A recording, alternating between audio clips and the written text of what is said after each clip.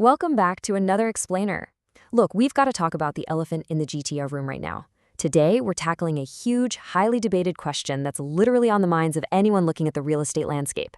Is 2026 the absolute best time to buy a home in Brampton?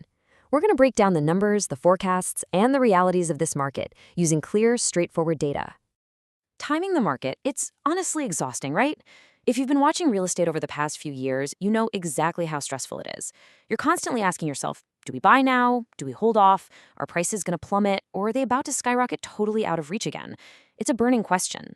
But today, we're going to cut right through all that noise and figure out whether 2026 actually represents that golden window of opportunity before prices potentially start climbing once more.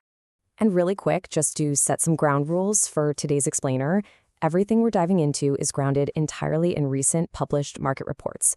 No crystal balls, no random rumors. We are strictly looking at the hard market analysis of what the Brampton real estate landscape is actually doing right now. All right, let's get into it. Section 1, the shift to buyers. Okay, let's anchor ourselves with this baseline number, $942,458. That was the average residential price in Brampton heading into 2025. It is absolutely crucial to keep this number in mind because it represents a market that has genuinely corrected from its absolute peak. It's a totally different landscape for buyers today. And here is the math that's causing this massive shift. Year over year, we saw average residential prices drop by 6.8%. Actual sales fell by about 13%. But active listings, the actual number of homes just sitting on the market, rose by a staggering 19.6%. Mathematically speaking, when you combine falling prices, dropping sales, and a spike in inventory, that shifts the power directly and firmly into your hands as a buyer. More choices, way less competition. Think about where we just came from. Remember the frantic 2021 and 2022 market? Absolute Wild West. Blind bidding wars, homes selling in literal hours. Buyers waiving every single inspection just to get a foot in the door. Today, totally different story. We're in a buyer-favored market. Prices have cooled, inventory is up, and most importantly, you actually have time to tour a property, compare it, and negotiate.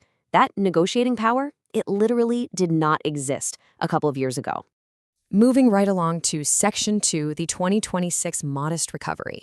So what's actually coming? Well, according to the RE/MAX forecasts for 2026, we are looking at a projected sales increase of roughly 4% and a super modest price increase of about 2%.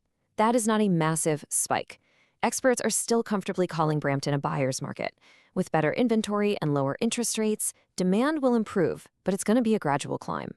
There's this one quote from the source material that I absolutely love because it's just so reassuring. The honest answer is probably slowly, not suddenly. If you're a buyer, this is exactly what you want to hear. The forecasts point to a modest bump over 2026, not a dramatic rubber band snapback to those painful highs. There's no panic by now warning flashing. You've got breathing room, but you definitely have an incentive to act before that slow rise starts compounding. Which brings us to Section 3, who should buy now? So who actually wins in this specific market? Well, buying in Brampton in 2026 makes the absolute most sense if you're financially ready and you're planning to stay put for a few years. Specifically, the data highlights first-time buyers hunting for townhomes or semis in that $600,000 to $800,000 sweet spot. It's also a fantastic window for move-up buyers, folks who want way more space for their dollar than they get in Toronto or central Mississauga. And of course, if you're the type of buyer who values actual negotiation over chasing a frantic market, this is for you.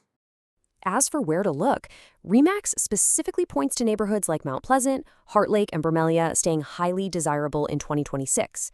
Semi-detached homes and townhouses in these pockets are expected to see really strong demand. And it makes sense, right? They sit right in that affordability sweet spot while still giving growing families decent living space. Time for a reality check. Section 4, real estate risks ahead. We cannot ignore the warning lights blinking on the dashboard here.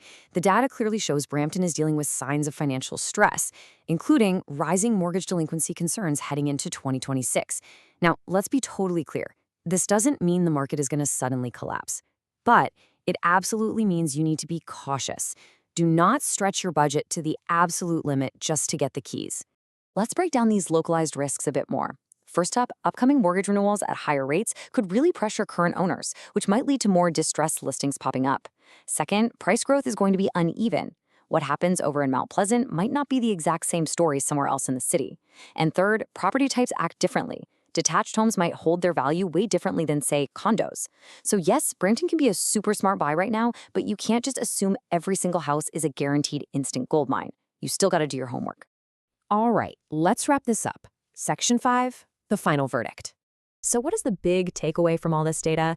Basically, if you buy now, you're stepping into a market where pricing is still relatively soft, inventory is vastly better than the boom years, and the forecast is pointing toward gradual, steady growth instead of wild, unpredictable jumps. It's a rare chance to capitalize on a buyer-friendly market, especially for semis and townhomes in those desirable spots, before prices start edging higher. Which leaves us with this. If you are out there trying to perfectly time the absolute bottom of the market, honestly, it's pretty much impossible. The much smarter question to ask yourself is simply this. Does the home you want actually fit your budget today? Do current market conditions support a sensible, safe purchase for your financial reality right now?